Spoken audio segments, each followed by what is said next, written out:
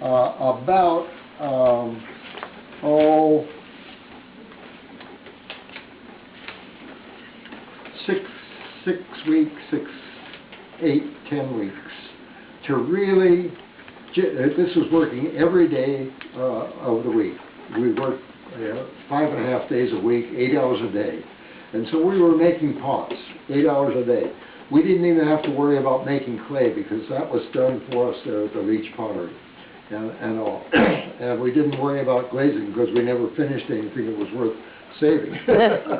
But it took us about 6 to 8 weeks to really learn how to throw, just how to put clay where you want it, not where it happens to come. I mean, it's easy to make a bowl and to push it around until it looks pretty good, and then you say, okay, I've got a bowl. It's another thing if you're expecting to make a specific shape.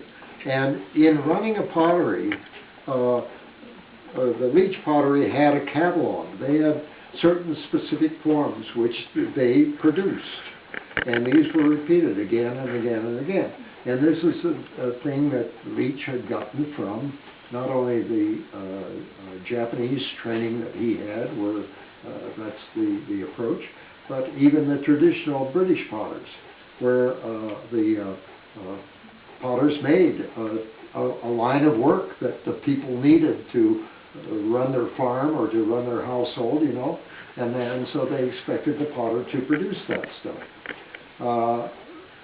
When you run a pottery and you employ some people to make those pots, it took us a long time to figure this out because we kind of hated the constraint of having to make a specific form, exact, the same height, the same diameter every time you made the bowl or the mug or whatever it might be.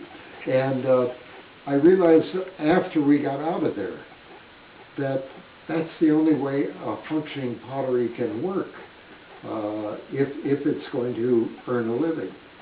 But I believe a better way of working would be if you had a group of potters who worked together and each one made their own work, and then they're making the decisions, they're making the successful decisions or they're making the mistakes. And I think that sort of freedom is much more desirable to run a pottery.